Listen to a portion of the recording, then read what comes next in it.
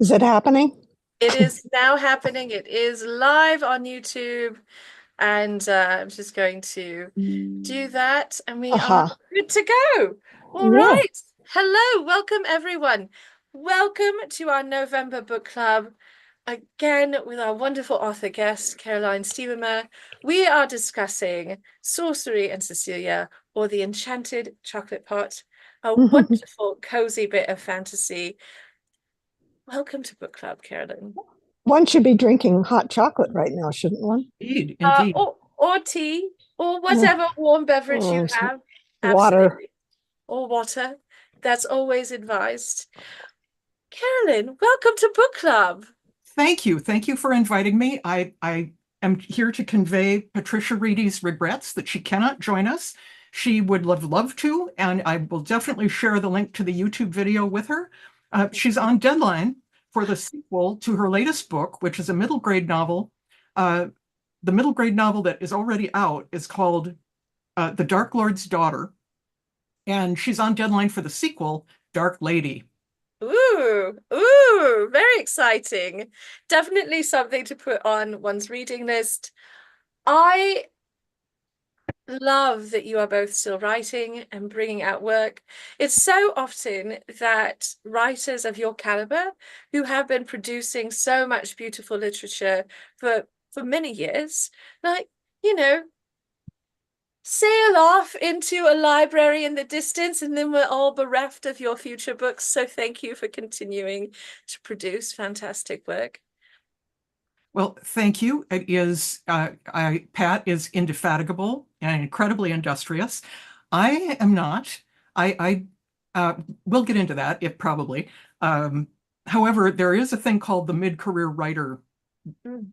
experience, and that is, I think, something that a lot of people who disappear are suffering from. And Mm. thanks to the advances in self-publishing, we get to read the work of these beloved writers who, for whatever mysterious reason, can't negotiate the rapids and whitewater of traditional publishing anymore. Yeah. Well, and there are a lot of rapids and whitewater in traditional publishing right now. What a beautiful metaphor for that. But it's really going through a lot of upheaval and has been for the Oh, last few years. The even more, it always has been, is my understanding, but even more so than usual these last few years. It's really uh, hard to keep up. Yes, I used to follow more of the news with that, but I find that it is so much and there's so much changing. But you have been a writer through many seasons of the publishing industry and many fads and many like hot fashionable buzzword kind of categories. You continue to write your own very uh I want to say it's like your own very particular style, but that sounds like I'm being shady. But you have a very strong voice of your writing, and it has continued to be a thread through your career that you have not lost yourself to the whims of fashion. Was that something that you nurtured in yourself, or did it just happen to come about that you had that strong voice as a writer? Well, I haven't really been able to do anything about my voice as a writer. It seems to be factory install. Uh, but I will say that about, 22 years ago, I realized a really important thing. They can't make me stop. So if it doesn't sell, it doesn't sell. And it goes on the shelf, or if I'm between agents or what have you. And I am extremely fortunate to have a new agent. I'm sad to say that my earlier agent, friend Frances Collin, passed away about almost 2 years ago, and she was so wonderful. Mm.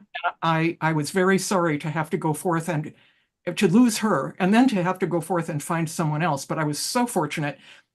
It will not surprise you to know that Ellen Kushner was pivotal in this experience, Oh, me finding a wonderful editor, Bridget Smith with Jabberwocky Literary Agency. that's lovely. And honestly, yesterday I had the pleasure of having this wonderful conversation with Elizabeth Bear, who's also a fantastic author. And she and I were discussing sort of what we dubbed the aunties of speculative fiction. And how pivotal these women, and you are included in that, right? Oh, Right. In not only our experience as readers, but storytellers and worker in the art. And Ellen Kushner is certainly in that caliber. But to me, I think it's so lovely that you represent this kind of collegial collaboration of, Ellen Kushner helped you, and I'm certain that you have helped others. But I think that's very important in a world that frames women as often in competition for the slim opportunities we are given. In your experience as an author coming up in your career, have you found a lot of camaraderie and support in your fellow, shall we call them aunties of speculative fiction? Because I love the conceit. I love that phrase, and it's an honor to be an auntie of speculative fiction. Thank you for letting me in. You are welcome. I will say that if I have ever encountered anything that was that kind of, the sort of competition, and Yeah. I haven't noticed it. It just went over my head. If there was ever anything like that. In fact, quite the reverse. It's publishing, writing, certainly all forms of writing. And I would say most forms of publishing, because I don't think I know all the forms, are not a zero-sum game. Mm. And I think everyone who's here has an experience of having somebody have, mentored them or helped them, or even if we've never met them, the people who write the books we're in conversation with have helped us. And therefore, it is our duty, and we are all a slave of duty, I know, to help others. And Yes.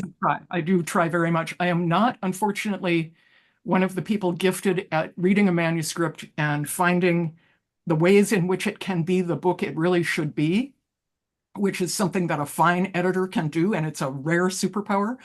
But I can be enthusiastic. I can find the things that I love, and I can express what I love about the manuscript that I've read. So I do try to pass that along, and also to share with other people who may not be young writers, but they're maybe younger in the terms of publishing than I am. Mm. I try, because of course my idea of a young adult is 40. So the single most vital ingredient in writing is not talent, in my opinion, very flawed opinion. It's persistence. Mm. Mm. I love that, because honestly, I know we've just met, but it's my profound feeling that in any art form, persistence is the most key ingredient. All the talent in the world will get you only so far.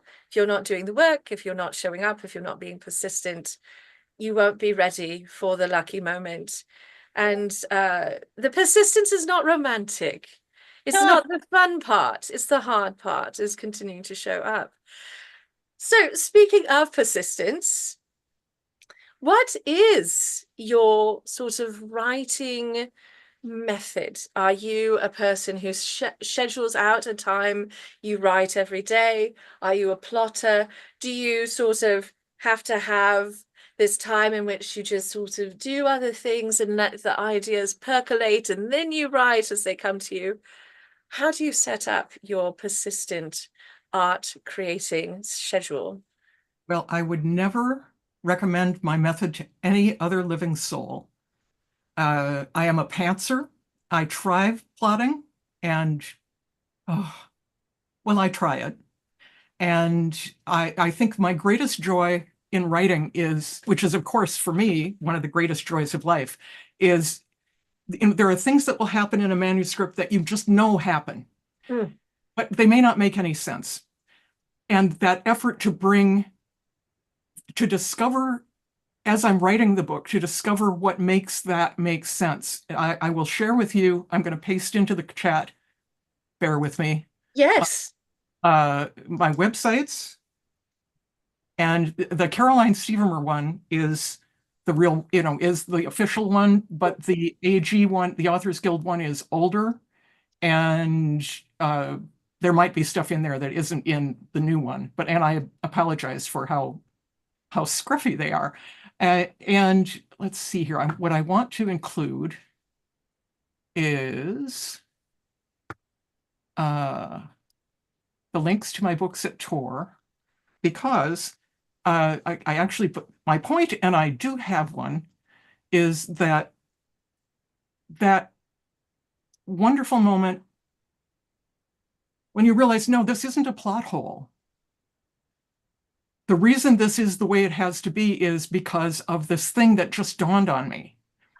And to have suddenly the light comes on, like, oh, that's what I need to do with this, it's just joy. It's just absolutely the most wonderful thing. Now, as a result, it will not surprise you if you've ever looked at my websites.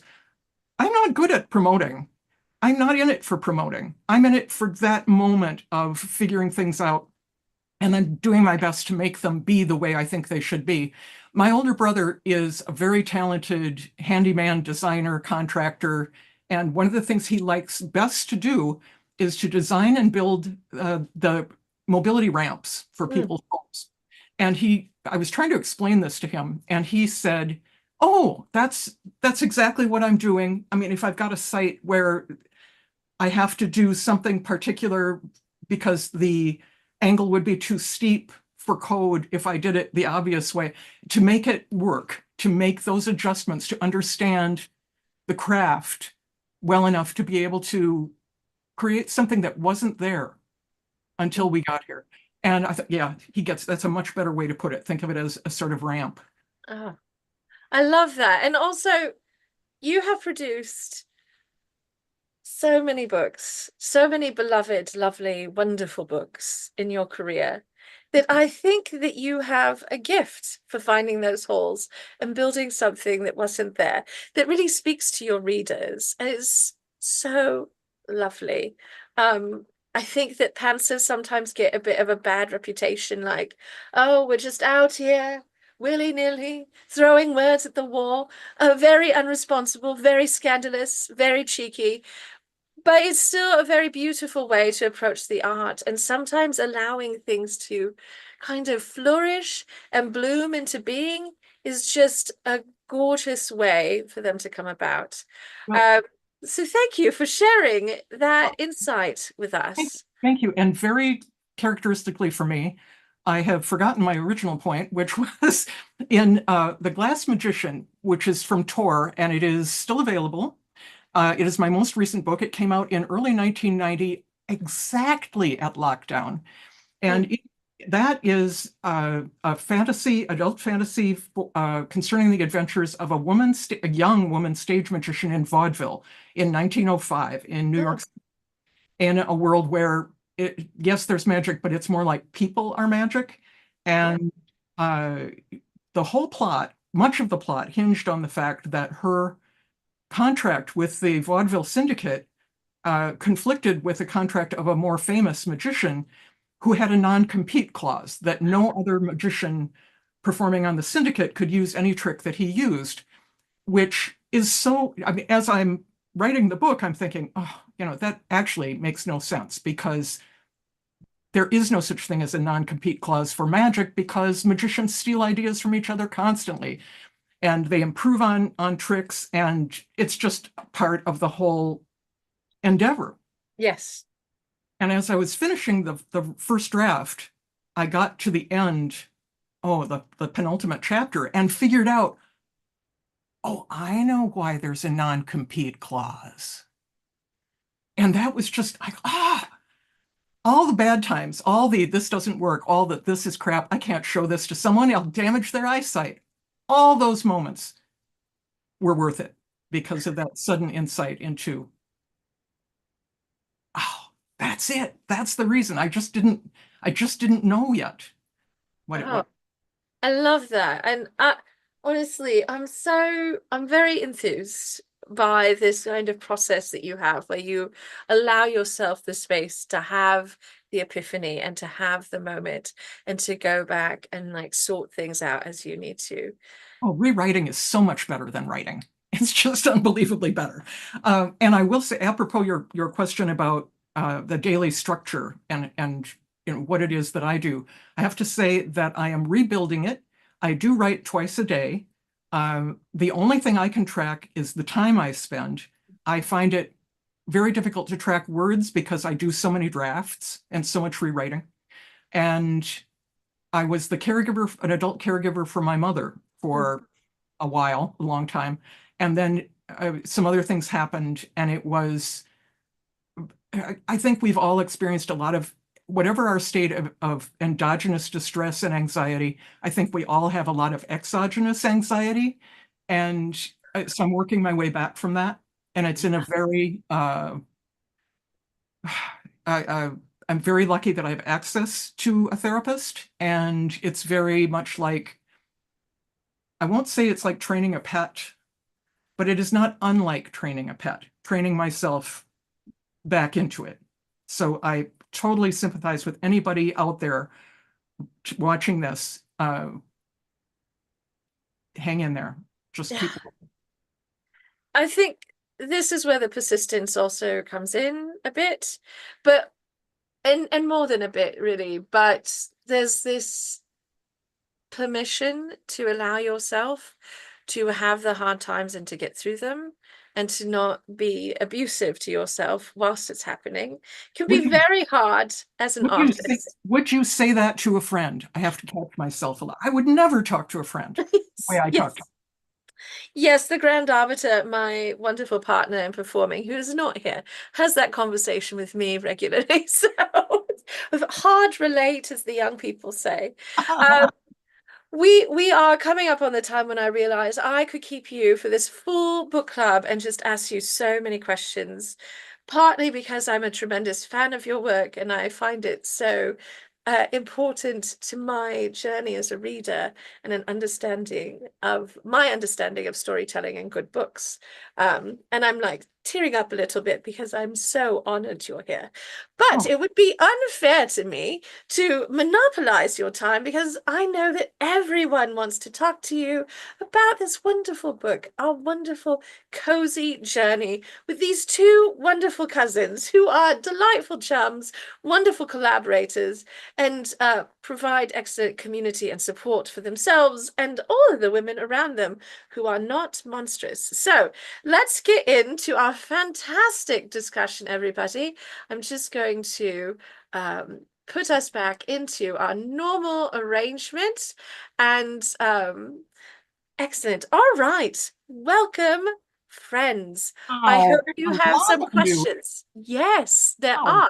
Listen, we are all very excited to discuss your book, and we saved it for the end of our reading year to be the cherry on the sundae of all of the books we've read all year.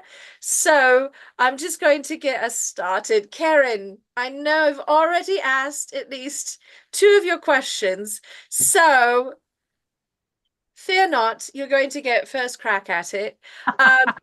And you know how it goes. I'm going to ask you all a question, and in return for answering my question, you get to ask Caroline a question. That's the price of admission. So my question for you is, and this is the worst question, this is so mean, it's a very mean question. Who was your favorite character from the book? And if you've read the book, you know why it's such a mean question, because they're all so lovely. So Karen, who's your favorite? And then please ask a question of Caroline. Favorite, yes. Well, I went with the most character I most identified with instead. All right. Okay. So Kate. So she's always losing things and tearing things and accident prone, and is always compared unfairly to her younger sister. Yes. That's a yes. Yeah. And I love it at the end when she tells off her aunt and she leaves. And that reminds me of when I just could not wait to get out of the house. So I went with that one instead. Lovely. Question. Okay, it's sort of so what originally gave you the spark to write a letter form prose and choose your partner, and how much editing did you have to do after that first draft of letter exchanges? Well, this is going to be a rather long answer to that. Great. My initial exposure to the idea of epistolary writing was making friends with Ellen Kushner on my very first day at college. And in the course of getting to know Ellen, which was and still is an incredible adventure and has really influenced my life in many ways, she shared with me the letter game, which involved, I think that back in the day during summer vacation, long distance calls were something like 40 cents a minute. So that was out of the question. There was no communication like that. So we began writing letters to each other in character. And the rule was you could not consult about, I mean, you just did it blind. And I understand you guys, some of you have read The Vital Importance of Being Superficial, which Ellen and I wrote together for the Queen Victoria's Book of Spells anthology. And wow, did Ellen do the heavy lifting on that. But I remember getting her first letter. I'm thinking, what the heck, you know? And I could not ask her. I had a character ask another character, what the heck? What's the MacGuffin? And Ellen didn't know when she wrote the letter. She just wrote the letter. So this was what we used to do for fun when we had time. And she and I never actually finished a whole plot. It's perfectly common to just have a few letters exchanged and then you go off in other directions. Anyway, I got to know Pat Reedy at a tea group. We would get together and exchange Regency romances and have tea with cucumber sandwiches, and it was great fun. And my very first time joining the group, I had mentioned the letter game, and Pat was intrigued by it and said, "Oh, can we play it?" And I said, "Oh, absolutely, but you have to write the first letter," which is probably the second or third smartest accidental thing I've ever said, because she wrote the first letter. It was her idea to do Regency and magic. And as a result, we spent basically a summer playing the letter game. And I had never played it with anyone who was in the same area I was. And after a while, we sort of caught fire, so that rather than putting the letter in the mail, I remember coming home from work one day and there was an envelope shoved under my apartment door. And the note with the envelope said, "Don't be alarmed, I sent it with a footman." Pat had written her letter and couldn't wait for me to actually receive it through the mail. So she hand delivered it. And another one got given to her, one of us was at the theater and we were in the lobby at the Guthrie Theater and the other was handed over there. And we got into the habit of meeting for lunch once a week. And we had our rule, we could not talk about the plot, but we could gossip about the characters, which was, I think, quite helpful. So as a result, at the end, and I remember, I think we got together right after Labor Day, and Pat had very cleverly been writing her letters on a computer all along, and she had keyed in my answers, which were written in longhand, and which I have around here somewhere up in the attic. There's a box with the original Kate letters in longhand. And as a result, we only spent maybe an hour. There were 3 or 4 things that we needed to clean up in order to make it an actual manuscript, which had never been my intention. I thought we were playing a game. But at the end, Pat said, "This is a book." And indeed, I think we have written 2 sequels, and then I've written a sort of a interstitial middle grade novel called Magic Below Stairs about Kate and Thomas's house and their staff around the time of the birth of their first child. And so it kind of jumps back in time after it's between the Grand Tour and the Mislaid Magician in time. But we never really recaptured, I think, that joy, the fizz of that first book, Sorcery and Cecilia. Now, when we put it together as a book and sent it to the editor, we called it The Enchanted Chocolate Pod. And the editor that we originally submitted it to was the incredible Terry Windling, although she had left by the time we actually concluded a contract. So we had a different editor for the book. And as a result, the book had been what they call orphaned, where the acquiring editor was no longer there. to explain to the sales force why this was a book that would be worth time and effort to sell. As a result, Sorcery and Cecilia went out of print in about 6 weeks. It just died. And fast forward several years, we found out that copies of it were going on eBay for about $200. Awesome. And the agent presented the proposal to Harcourt, who had several of Pat's books and one of mine. Wouldn't you like to reprint this?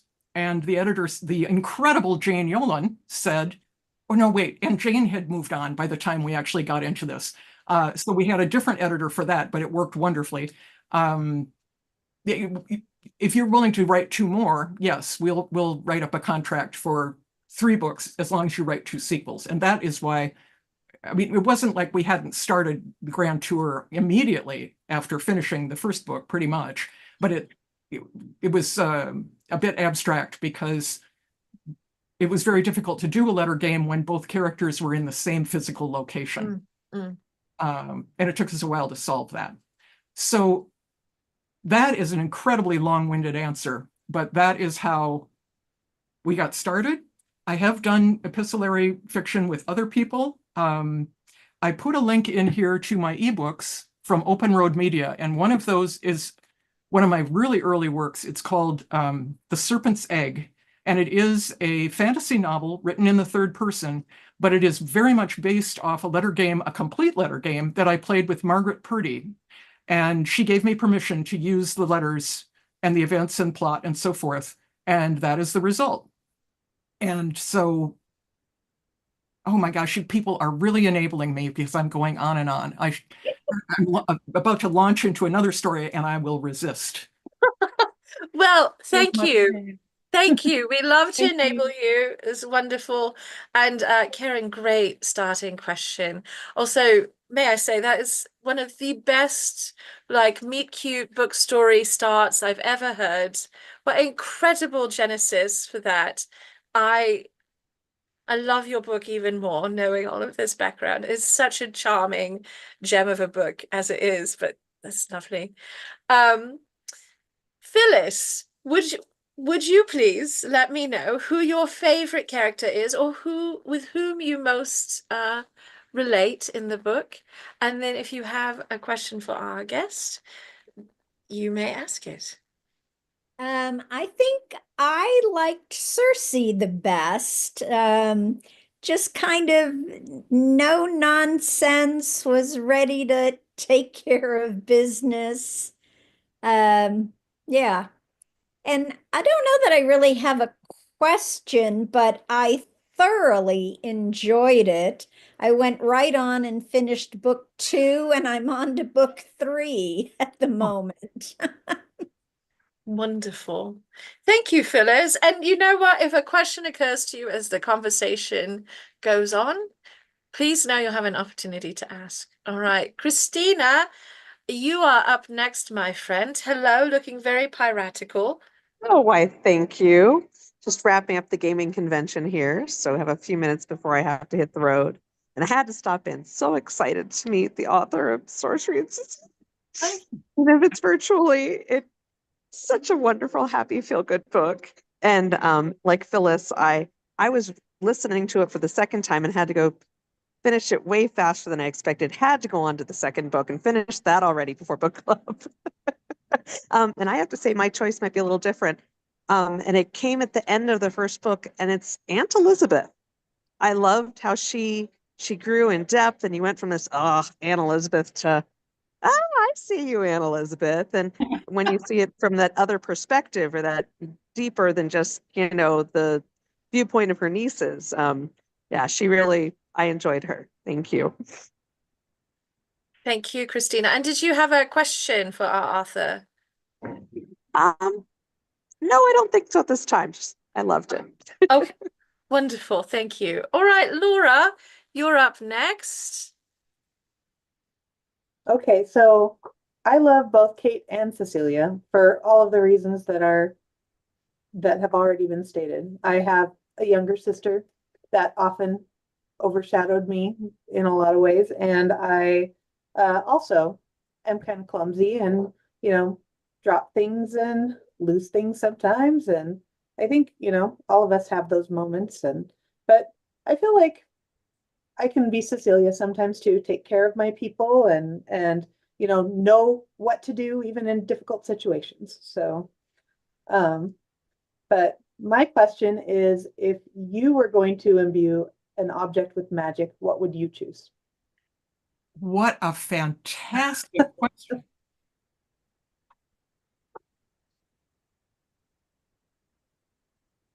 I was about to say my keyboard, but wouldn't that be AI? That would be bad. Yeah. So I may have to think about that. I may have to come back to that if that's all right. Mm. Absolutely.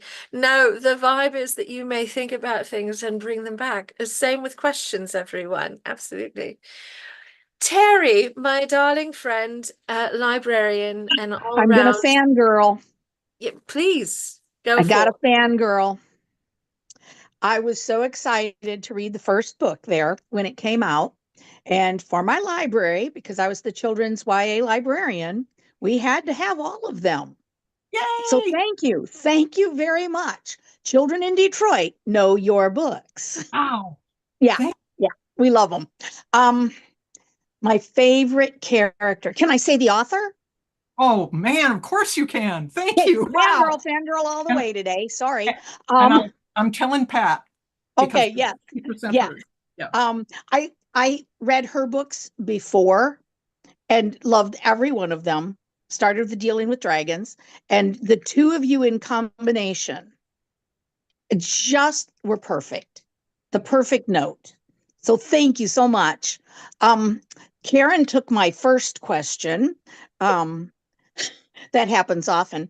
So I have a very flippant question. Do you listen to music while you write? And if so, what type? I used to.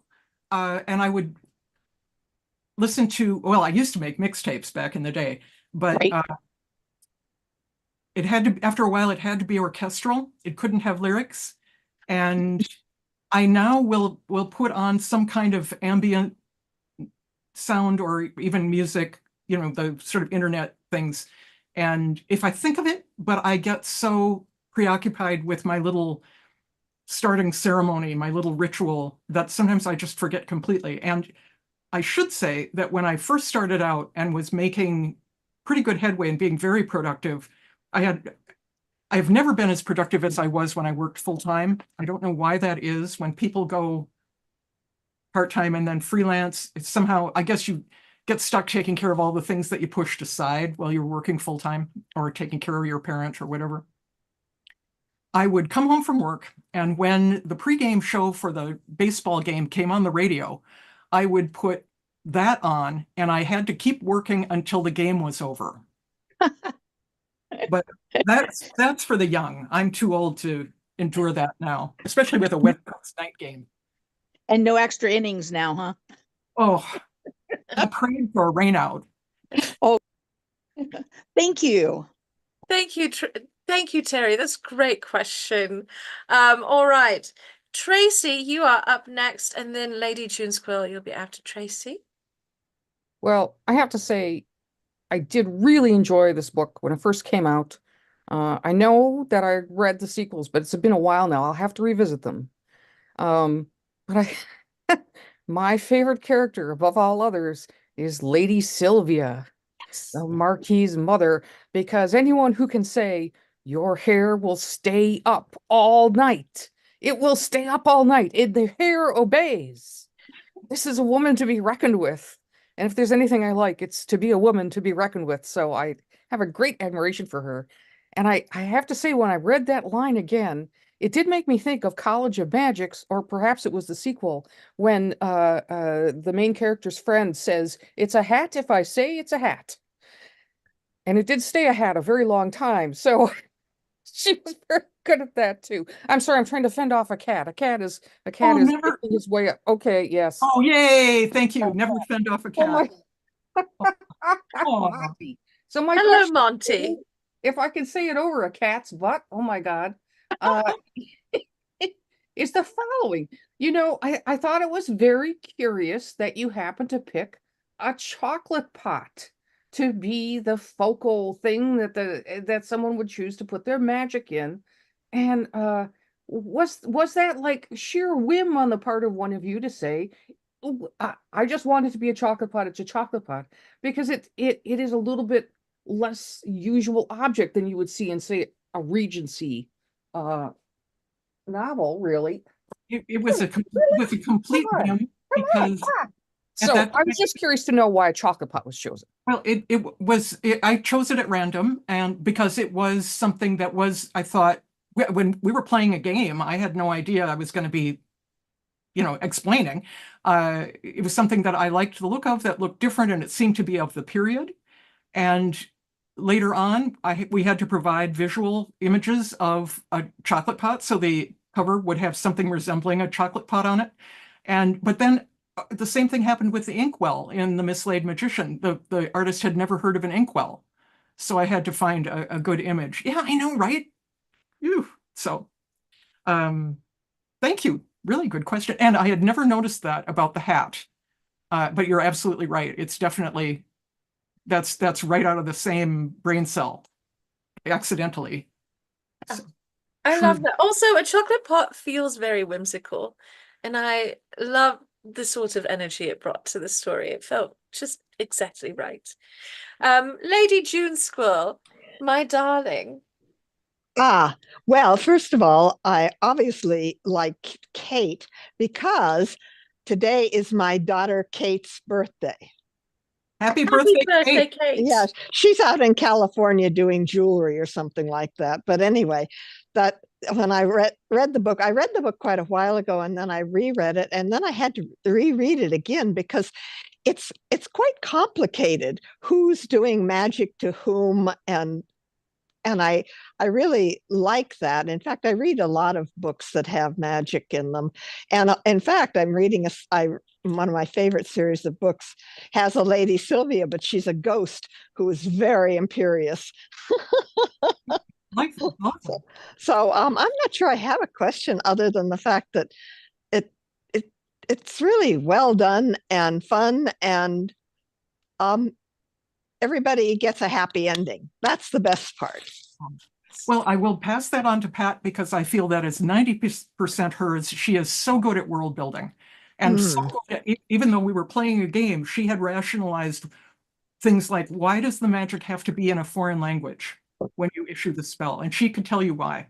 I think it gets in the book, in one of the books at one point, it is explained why that is. But it's all Pat, that all just her sense of narrative proprioception is exceptional.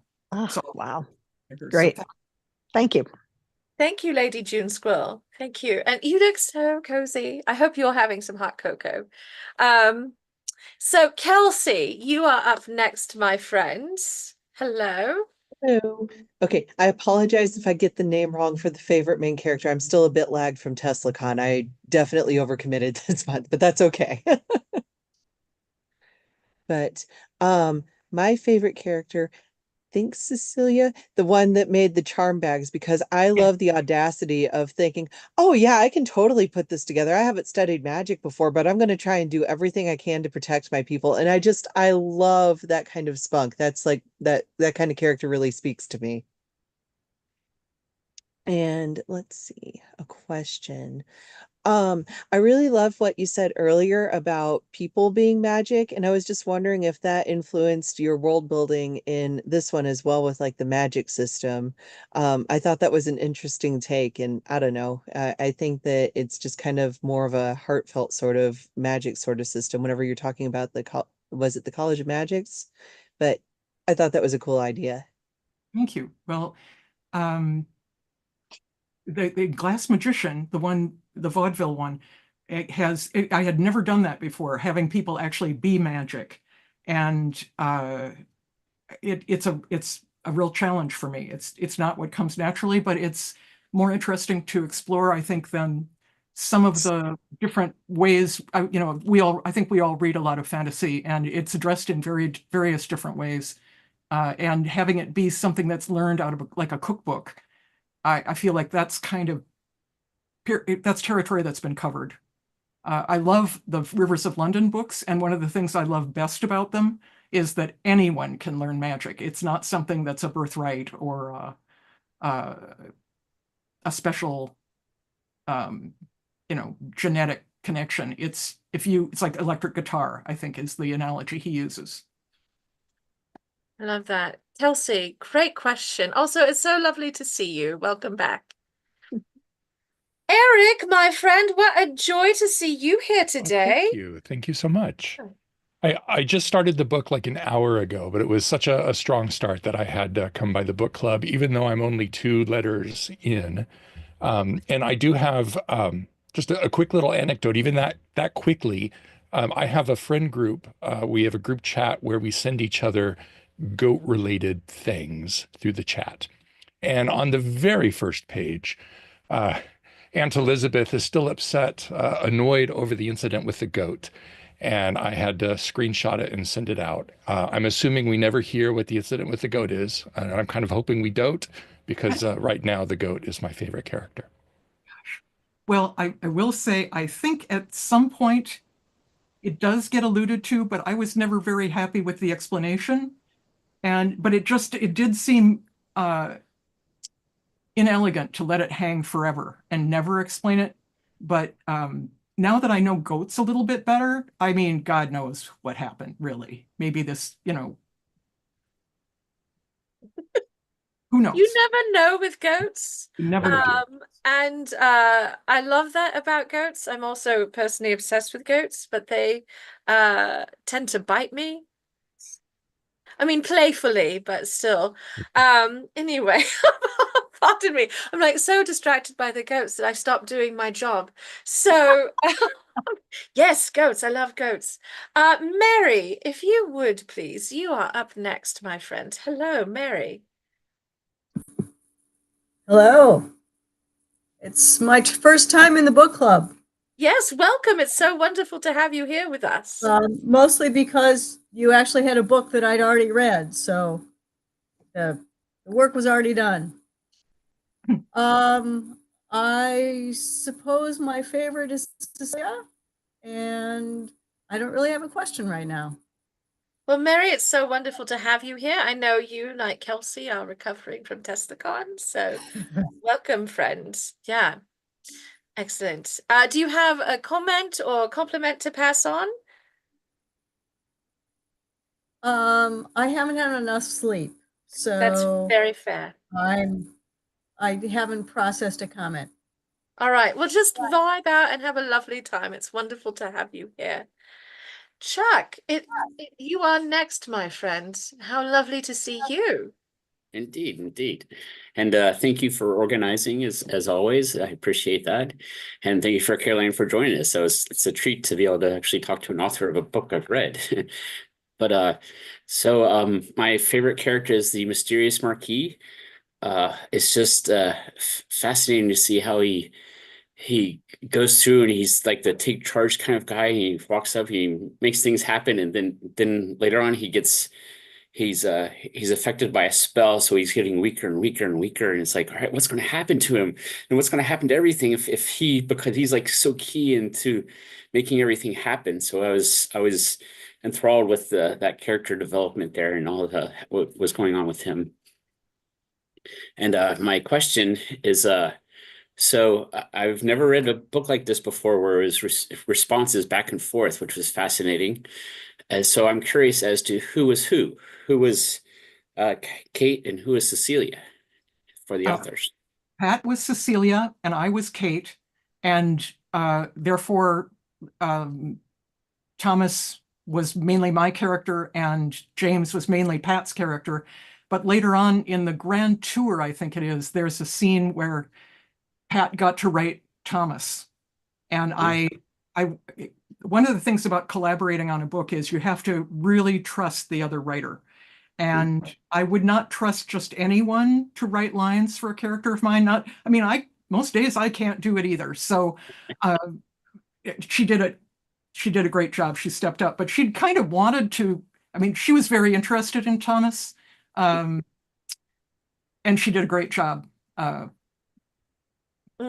writing his lines, I thought. Oh, it's fascinating. I didn't think that you maybe switch back and forth between characters. That's fascinating. Well, the second book, because the two characters were in the same place, we couldn't figure out a reason for them to be writing letters.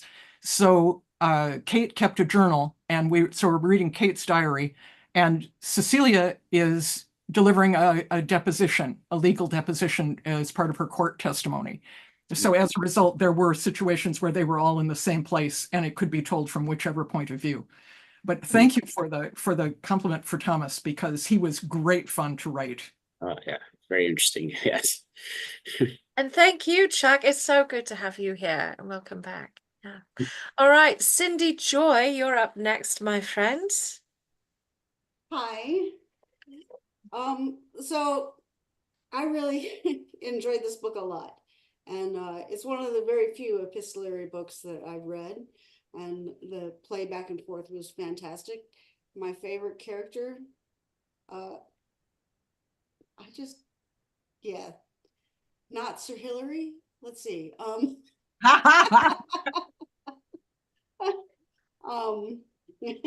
Definitely not Miranda. Probably either Kate or Cecilia.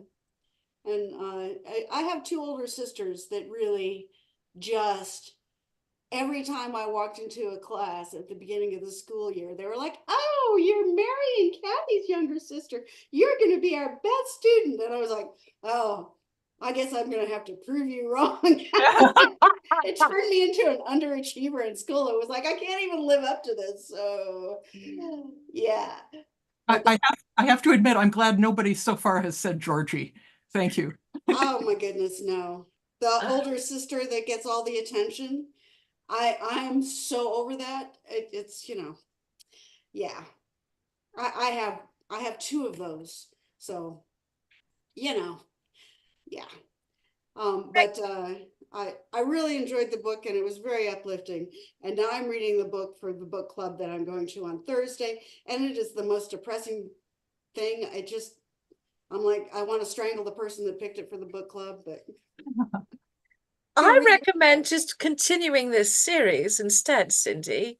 I am. So on the audiobooks, I'm listening to the grand tour and enjoying that a lot. But I'm trying to push through this other book. And yeah, sometimes it's hard. So a question for you that hasn't already been asked. Yeah. So are you better friends with Pat now than you were before you started the books? And how hard was it to convince an agent to republish a book that was selling for 15 times its list price on eBay?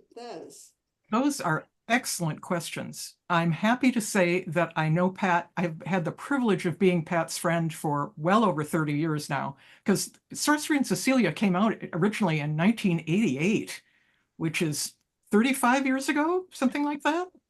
Horrifying. But we will not speak of that. It is a little horrifying. Yes, we will not speak of this.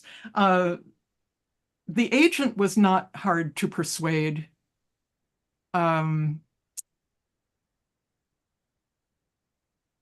But then to get an editor to commit to it. And it was at a time when Harcourt Brace Jovanovich was, a wonderful publisher. And indeed, now they're Harcourt. Not that they're not a wonderful publisher, but they've been taken over several times, and their focus is on other things besides fiction. And we got very lucky. We had a couple of excellent young editors who were on board with it and willing to humor us when we insisted on having subtitles for all three books. We were able to restore the original, The Enchanted Chocolate Pot, to Sorcery and Cecilia, and then we made up the other really over elaborate. We may have over egged the pudding on those subtitles. But what's a pudding for? Absolutely. Also, you're writing Regency fantasy. I think Jane Austen would be encouraging you to be absolutely over the top. And I love that you did that with your titles, because they're just the perfect fillip to the story. Yeah, So over lovely. the top is good. Well, they were wonderful. The book production, the hardcovers from Harcourt have a lot of interior book design that is just amazing, and they really did us proud. It was I missed out on that by having the Kindle and not the, but yeah, it's I think electronic books are great in that they don't go out of print. Yeah. Well, and you know, because when there's secondhand selling them on eBay, you're not getting any money out of that. no. Well, I will say nice if you'd got $90 a book, but it was wonderful that Open Road Media chose to reprint my backlist. They've been doing Pat's backlist, which is extensive for a long time. But there is in the Kate and Ceci books, there is and there's also an omnibus edition of all three. And I actually, there's the link to the Open Road site. I would recommend checking from time to time because they do sales. So it'll be $2 instead of $8 or whatever. And the omnibus has extra material. So it has photographs and backstory and, fluff, but it's accurate. But anyway, I do recommend, not just for our books, but for any books at Open Road, they do sales pretty frequently. Oh, thank you for that. And also, Cindy, great questions. Thank you so much, my friends. Tracy asks a question in the comments. Are either you or Patricia, are you horse people, or did you have to research horseback riding? What a good question. I have to say, I grew up on a farm in southeastern Minnesota, a dairy farm, and we had 2 horses because my parents loved us very much. But we only had 2 because I was one of those little horse girls, and I begged and I begged, and finally, and my dad kind of secretly wanted a horse too. So we bought a horse who was a character in herself, as pets tend to be. And to give you an idea, we didn't have enough money for a saddle. So I was taught to ride bareback first. And then a few years later, we had to buy another horse because horses don't do well alone. And ours would break out and go visit miles down the ridge. There was a farm that had a mule. So our horse mare would go down and visit the mule. And we would get a call from the Waldenbergers saying, would you come get your horse? And so we would. So we got another horse so that she would not stray. But I remember vividly my very first riding lesson, which was given to me by my father. I could ride a bike, and it was a big revelation to me. I was 10, that it wasn't like riding a bike. It didn't do what you wanted it to do. It almost never did what you wanted it to do. And he gave me a leg up the first time onto the back of the horse and then pushed me off the other side. And I remember it sticks in my memory, but he said, the first thing you have to learn is how to fall off. And so off and on for years, I took riding lessons when I had a chance. I did some riding here and there when I was on trips, but I would not present myself to anybody as knowing how to ride, the way people who really know how to ride. Like I understand Elizabeth Bear has been a guest quite recently, and Elizabeth Bear knows horses and has horses and can ride. Yes. So I would not say that I was a horsewoman in any way, shape, or form, but I love them. And one thing about coming at it from the low end of the spectrum economically is you maybe know more about just the down and dirty things that you can do or that horses can do that maybe a well-trained, schooled horse, things that would probably not occur to a very well-bred horse can happen. So I felt like I had some grip on that. And Pat is a good enough rider and had been riding long enough even then that she knew, how many miles in a day can a horse go without foundering and so forth. So she did her homework. I love that, except the part where your father pushed you off the horse. I mean, I understand the sort of impetus, I suppose, but having fallen off a horse, That's a terrible time. And you were 10? That's so far to the ground. That's a long drop. But it stood me in good stead because I have fallen off countless times and I know how. Just for the record, especially if you don't have a saddle, try to get your weight forward on the horse's withers and make sure you push off as hard as you can as you bring your right leg around, push up so that you do not fall under the horse's hooves. Just try to be clear of whatever, obviously you can't get your feet stuck in the stirrups if you don't have a saddle. And that was part of Dad's plan too, that he didn't feel like we were equipped to not break our necks if he didn't use some safety features like that. So. Oh, my goodness. Wonderful question. Thank you, Tracy, for posting that in the comments, because fantastic. And Caroline, I love the richness of history that you bring to your answers. This is so wonderful to learn these insights. Of course, we have a little bit of time left, everyone, and that means either I must torment our author guest or I must torment you. And because I'm so loving, I'm going to torment all of you instead. And I hope you will join me so that I do not, importune our guest too much. But I'm going to turn things around as I am wont to do and start from a different direction. Bill, I know you're very generous, very kind, my wonderful chum, who is happy to be the administrator behind the scenes. But would you please share for us, as a steampunk reader, this is not a steampunk novel. I'm not even going to make a pretense that this is steampunk. It's a wonderful what we call steampunk adjacent novel, which is part of my favorite reading area, as it were. But as a steampunk reader, my question for you, and this will be for all of you, so prepare yourselves. What did you find really drew you into this book? What was an element that really connected for you? I think the time period. My dad taught high school history, and so we had tons of history books around the house, and I gravitate towards historical stuff pretty regularly. And so my ears perked up every time someone mentioned, that they had been on Wellington's staff or something like, both Tarleton and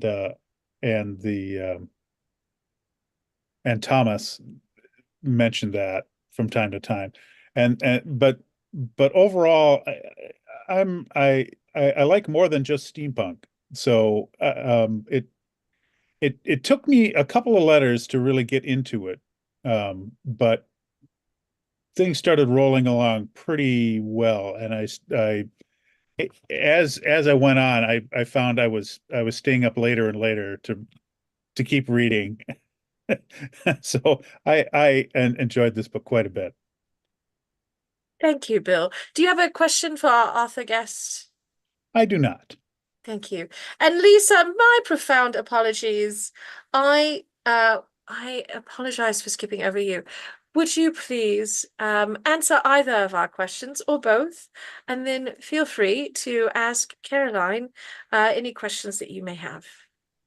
I'm not a steampunk reader. I got on because Bill had posted on Facebook about this, and this is a book that I love, and I thought, well, I wouldn't mind hearing people talk about it. Well, welcome, Lisa. It's wonderful to have you here with us. But I don't know a lot of steampunk books, so I won't be answering that answering that question or asking a question about that. Kate is my favorite character. I think in part because I like Kate and Thomas's relationship a little better than I like Ceci and James' relationship. James is so bossy in this book. I get my hackles rise up a little bit. Carolyn, I've read all of your books, I think, and it occurs to me to ask whether you have a favorite. Oh, your books. wow. I have a question for you, Lisa. Have we met at WisCon? Yes, many times. I'm so glad with the demise of LiveJournal, I've lost track of so many people. I hope things are going as well as you deserve them to go. Well, thank you. I'm still on Dreamwith. If you ever come back to Dreamwith, I will wander in that direction. Thank you. And apropos favorite books, I have to say, I was so grateful to Open Road for doing my backlist and including, not only did they reprint my absolute favorite book, When the King Comes Home, they did a magnificent cover. And they did the cover they did for The Serpent's Egg was like a dream for me. That is what I haven't had fabulous luck with cover art, but I just adore. And I will say, When the King Comes Home, original cover art was splendid. But that is my favorite book. It is a first person, more, sort of a Renaissance fantasy written from the point of view of a woman artist, a young woman artist, who has absolutely no self-esteem issues whatsoever. And the difference between writing a character like Kate, who is not only am I a klutz, but by the time we finished the letter game and Sorcery and Cecilia was more or less complete, I had become 5 times worse. I mean, I could hardly touch anything without breaking it. So maybe it's to be expected that when I was writing from the point of view, especially in the first person, with a character who absolutely never second guessed herself, didn't know how to second guess herself. She was so confident. That actually seeped into my life. Not as much, not as deeply, and certainly not as permanently. But thank you for asking. That's a terrific question. Oh, I love that book too. So, but now I want to go reread it. Thank you. Well, Lisa, I'm so happy you could join us. And again, I apologize for skipping over you. I'm so happy you're here. Thank you for your wonderful question. I do have a question for both of you. A number of us have not heard of Dreamwidth. Is it a blogging site? Is it a place where we can go and read some of your work, Lisa? You could read about my life. I'm not, well, I guess anyone who's written as much on Dreamwidth as I have can't say that they're not a writer, but I'm not an author. But Dreamwidth is, if you knew what LiveJournal was, Dreamwidth is like LiveJournal without the Russians. Oh, hey. Excellent. We love that. We love LiveJournal without the Russians. Thank you, Lisa. And thank you, Caroline. All right, Karen, my friend. All right. Are you ready? What hooked you as a steampunk reader? Okay, well, like Bill, I always love historical stuff. So I love the historical Easter eggs and the chocolate pot. The chocolate pot was one of those Easter eggs because a lot of people don't realize that chocolate sort of hadn't been around for them. And I love chocolate. But I'm always interested in how other authors create and develop their magic system. And often I'm going, oh my gosh, I wish I'd thought of that. So yeah, and keeping within the rules. I like it when they can have the system and keep within the rules and not just go willy-nilly. And yeah, yeah. Does that make sense? Sorry, I'm just ignoring my phone going off here. Yes, ignore it. Absolutely. Thank you. You. Easter eggs and magic system. And do you have another question for Caroline? Well, everyone else has stolen my questions, so that's why I did a double barrel to get in. So I think I did think of one before, but it's gone. Sorry. Right. It's too hot. It's all right. If it comes back to you, let me know. Phyllis, you did not have a question earlier. Have you thought of one? I have not. I just thoroughly enjoyed it. This is definitely my kind of book and just very lighthearted and but intrigue and kind of kept you guessing and yeah, loved the time period and magic and anything like that. Thank you, Phyllis. Lovely. Does anyone else have a pressing question for the author, our wonderful author guest? If you do, please let me know. Lisa, thank you, Lisa, asks, would you please tell us about what you're working on now, Caroline? I am working on the sequel to The Glass Magician. The tentative title is The Shattered City. The initial concept for The Glass Magician was it might be the first of several books about the woman vaudeville magician at the turn of the century. So since the first book was set in New York in 1905, and that it would be in different cities on the vaudeville circuit. The second book would be 1906, which meant San Francisco. And she gets into town just before that thing that happened in 1906 happened. So initially I thought, what a great setup. I mean, if it's San Francisco, I have to do the earthquake and fire. Oh my God, fools rush in. I mean, this is really way over my head. And I am so far past my deadline on it that it should be like a deader line. But I have to get it in because they've already sold the audiobook rights. Yay. And I'm also working on another project, which, because you are such lovely people, I will confide in you. I did a reading from it at MythCon this summer, so it isn't, that was like the first time it had ever seen the light of day. It's a first-person historical fantasy set in New York about 100 years ago, and the title is Dorothy Parker, Wizard. Oh, thank you. That is the most gratifying response, especially from Bill. Wow.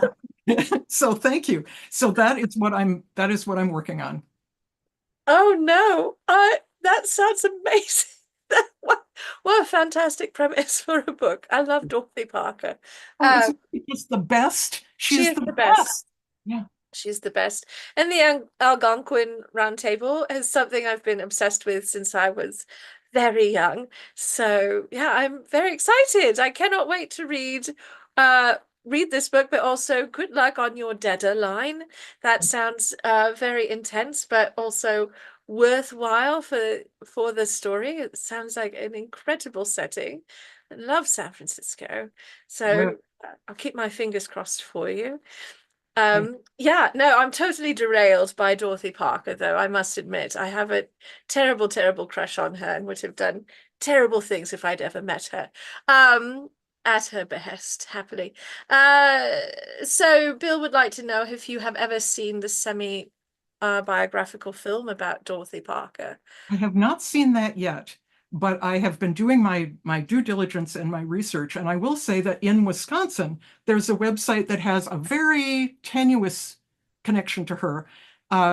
Just west of Milwaukee, there is, I'm blanking on the name of the town, but Alfred Lunt and Lynn Fontanne, who were the toast of Broadway back in the day, and very frequently when they were in town and had time, they would go to the Algonquin lunches, summered there. Genesee something. Anyway, that was where Alfred Lunt was from, and he built a house called 10 Chimneys, and they lived there. First they summered there, and then they retired there when they left the stage. And the whole house was left bag and baggage to those who love history and drama and so forth. It is open to the public, and I was lucky enough to go there, I think the second year it opened, and they have, oh my God, I cannot recommend this highly enough. If you were ever anywhere near it, 10 Chimneys, in the room where they answered their correspondence, there are congratulatory telegrams, the actual telegrams that they received from their friends. There, not under glass, they're just there. And they had I'm sorry, I do go on. You're so encouraging and loving, and I'm sorry if I run off at the mouth about this, but I just have to share. Lovely. They had, Noel Coward had his own room there. He was such a frequent guest. And another frequent guest was another roundtable regular, Alexander Wolcott, And during the Depression, in order to create work for the local people who lived in the community, they ponied up the money and had people dig them a swimming pool. So at the height of the Depression, there they were summering in Wisconsin in these beautiful surroundings. And Alexander Walcott would stay in the guest house, which was just on the other side of the swimming pool. And he would come out in the morning wearing his orange silk pajamas and would be greeted by witty people saying things like, "Lo, the harvest moon," and making remarks about his resemblance to a pumpkin and so forth. Now, come on, people. Stuff like this just has to be shared, right? Absolutely. Oh, gorgeous. Well, if no one else has a pressing question or would like to share, yes, Lady June Squirrel, I see a finger up.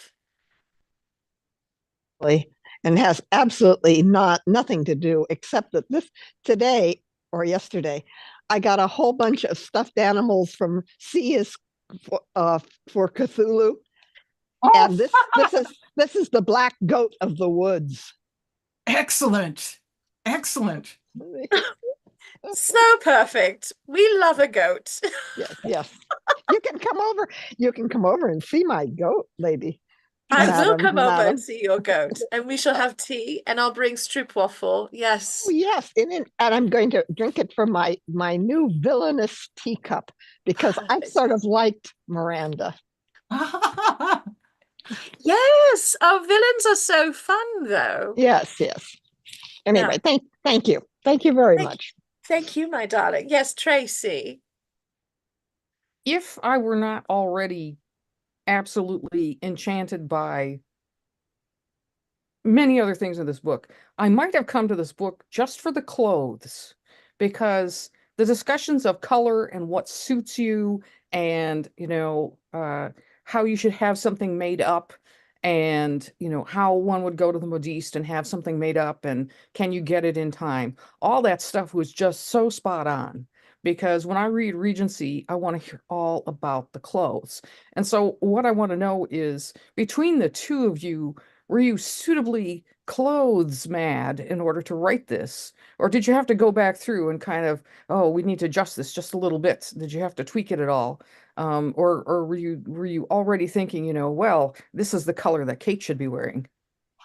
Again, Pat gets 95, if not more, of the credit percent because she is just that good.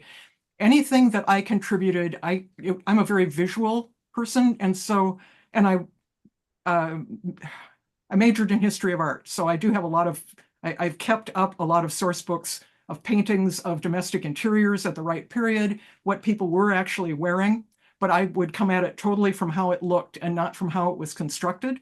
And Pat knows that stuff cold. Beautiful. Tracy, thank you for asking that question, because I have read this book many times, and this go around I was listening to it on the audiobook for the first time. And there's that moment where Cecilia is, plotting how to get Kate into garments that suit her well. And there's the silk scarf or the silk shawl in the attic. And it was such delicious detail and really opened up their characters, but also was that kind of Regency experience that one comes to want out of a Regency setting. Really lovely.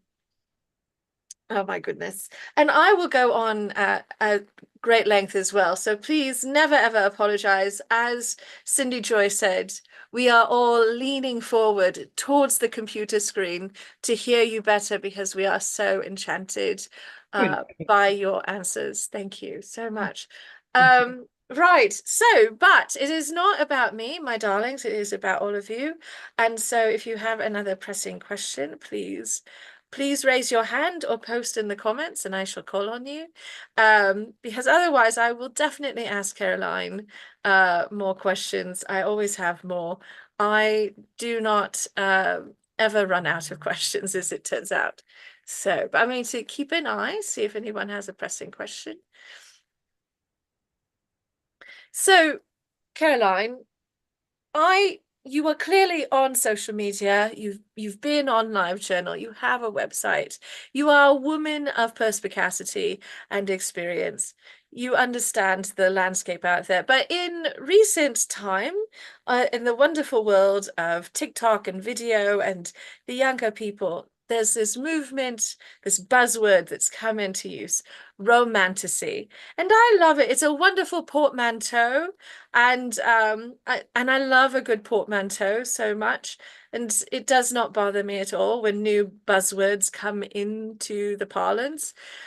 But you've been writing romantasy since forever, since well before this was a phrase that was coined. And the romance portion is very important in this particular book. It really drives the plot. How do you, as an author, balance, and honor the romance whilst also balancing the plot? Because it's a romantasy is different than a traditional romance novel. I'm not as conversant with what makes a romantasy a distinct thing. So I'm probably going to talk around the point and not actually answer, but I will say I've always found it a challenge to get the romance right, partly because sometimes the character, I mean, yes, I'm one of those tiresome people who gets surprised by her characters. And sometimes characters will develop interests in each other that they're not supposed to, that's not where you're supposed to go. And I know from experience, don't fight it, just go with it. Just fix it later, fix it in the right. But it is a challenge, and I so admire the people who are writing the kinds of fantasies where I genuinely don't, I'm blanking out on her name, of course. There's a writer of romances. She's Black, and her heroines and heroes are usually one or the other, or both are Black. And Beverly Jenkins? There's a series she wrote. She's very prolific, but the series I read was taking the most cliched romance plots, like The Secret Princess, or the Scottish Lord, and making them believable, and making them also bring information to the reader about ADHD, or but being bipolar, or I mean, and she has the ability. I hope somebody is familiar enough to put it in the chat what her name is, because she's great, and I'm so sorry that I can't remember her name. But she has the ability to actually make me doubt that there's going to be a happy ending. She has created two characters who are so perfect for each other that they just couldn't survive with anyone else. And yet there is this insuperable barrier between them. She truly makes that Black moment convincing to me. I can't do that.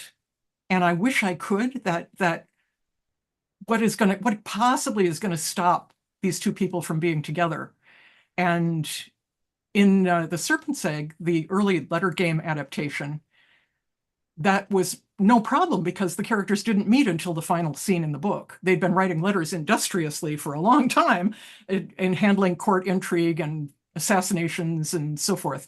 But it was very clear that these people were made for each other. And I admire the writers who can make me doubt it, make me doubt that the happy ending is coming. Oh my goodness. I have like this niggling sense. I've read at least one book by that author because it sounds so familiar, but I can't remember her name either. So that would be a group project research for after. But I love that you bring this up. If it helps, the opening of the book about the princess is someone who is indeed the heir to a throne of sorts in Africa, and all the correspondence she's getting from the other side, she is dismissing as scams from people who say they are Nigerian princes.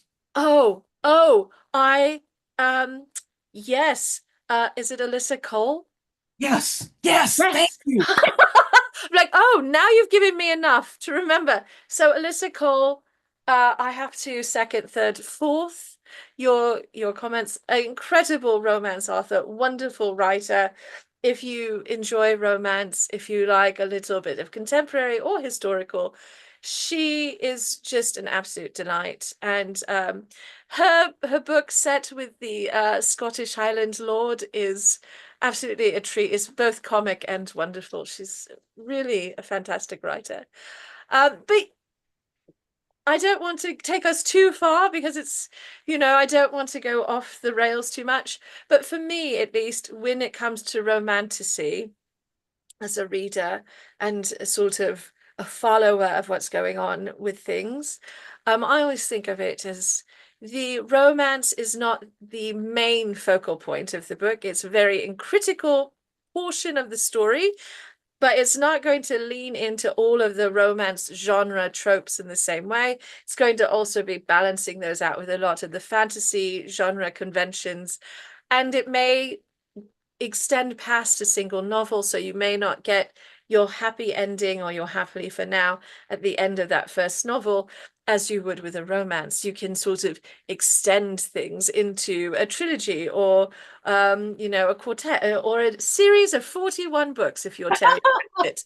So yes, but you do write what I would call, or have written what I would call, romantasy. And I would certainly put Sorcery and Cecilia in that category. And it's absolutely such a beautiful balance of storytelling between you and Patricia Reedy, and a beautiful balance of the romance with the wonderful intrigue of the plot. So it is a triumph, and it was lovely to talk about it with you today and your career as an author. Well, thank you. But let me just say in closing, I think the fact that it is a satisfying read for people is all credit is due to Jane Austen, who was a tremendous influence on us, Georgette Hare, whom we just went and played in her playground, and Ellen Kushner. Oh, so thank you. What a trio of aunties too. Right, especially Ellen Kushner, who I feel like is such a powerhouse, and to whom we owe such a debt for so many fantastic books. Yeah, thank you. And thank you all for being here. Carolyn, is there anything we should watch out for coming from you in the next year or two? And how may we encourage you forward in your writing schemes? Oh my goodness. Well, just keep reading them and possibly reviewing them. And I think you don't even have to like them. It doesn't have to be a good review, but it's very helpful to get reviews out there. So thank you, Carolyn. Thank you. And thank you all for being here. We do have a little bit of book club news for all of you. Bill and I are very excited to announce our reading list for next year. We have it. Bill has been very diligent compiling it, so that's very exciting. But we also are going to release the voting form for our Tippy Golden Awards for Best Book of 2024 from our reading list. That means that this book that we are discussing today is on the list, and you can vote for it or any of the other wonderful books. I will oh yes. Sorry, too much excitement. Sorry. Oh, it's quite all right. So I will share that link in the comments for you. Bill, would you take it away with our reading list for next year?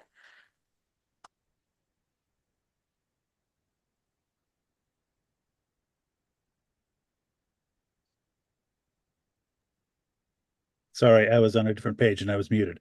Yes, absolutely. So our book for January will be His Majesty's Dragon by Naomi Novik. The date for that will be January 19th, 1/9. Our February book is Tristan Strong Punches a Hole in the Sky by Kwame Mbalia, and that's February 16th. March, of course, is a skip month for us, as it is every year. April, Strange Case of the Alchemist's Daughter by Theodora Goss, and that is April 27th. That's a little later than usual because our usual third Sunday is Easter Sunday. So we're bumping it back a week to not conflict with that. Our book for May is Keeping Cadence by Piper J. Drake, and that will be on May 18th. June's book is Terror at Tierra de Cobre by Michael Merriam. And again, we have a conflict in June. Father's Day is our usual third Sunday, so we're bumping back to June 22nd. July's book is Clockwork Boys by T. Kingfisher. That is on July 20th. August, our book is Forsaken Beauty and the Ether Beast by our own Kelsey Josephson, and that will be August 17th. September's book is a graphic novel, Monstrous by Marjorie Liu, and that is September 21st. October's book is Strange Practice by Vivian Shaw. That is October 19th. And our final book for the year is Etiquette and Espionage by Gail Carriger on November 16th. And we will absolutely share this list as something you can see, save, and share with your chums and invite them to book club and to come join us. By some of your reactions, I assume you're excited about our coming reading list. Kelsey, congratulations. We're very excited to read and discuss one of your books. So, everyone, we have been doing this almost 5 years. Our 5th anniversary will be coming up next year as a virtual book club. But Lady June Squirrels from the OG original in-person book club. So we are going on 15 years of steampunk books together. And I just want to thank you all for being part of this adventure and for showing up every month to have lovely, wonderful collegial conversations about the books we love. And I am so chuffed that we could end the year on such an absolutely high note with such a gorgeous book. And with you, Carolyn, what an absolute gift to have you here and to share this time with you and to send us into our dark period. We take December off, no book club discussion, and so you will sustain us until January. Thank you so much. Thank you, and I will share this with Pat. Definitely, I'm sure she would thank you as well. Thank you. All right, everyone. Yes. How to help Dark Lord's Daughter. Dark Lord's Daughter. That's middle grade, is fairly recently out. And if anybody here is in the Minneapolis area, in January, a local theater is doing a theatrical adaptation of Dealing with Dragons. I love that book. Oh, how wonderful. Thank you. Thank you, Carolyn. Thank you, everyone. I'm going to stop the live stream. For those of you who are watching later or concurrently on YouTube, thank you for joining us there. We will be back in January. I shall be continuing with all of my nonsense Friday teas, and I will have a Sip the Tea interview with a special guest in December as well. Thank you all for continuing to support us, and thank you especially to our Patreon subscribers, without whom we would not be able to have all of these fabulous events, and I would not get the opportunity to interview such incredible artists and authors as our guest today. Please remember, as you go out into the world, to treasure yourselves as I treasure you.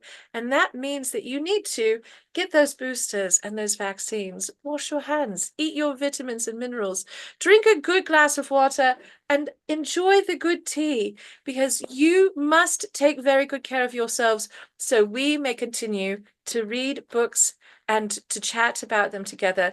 And if you don't, I have to haunt you like an angry, obsessive cat. You'll never have a safe cup of tea again. I will knock them all off your desk forever.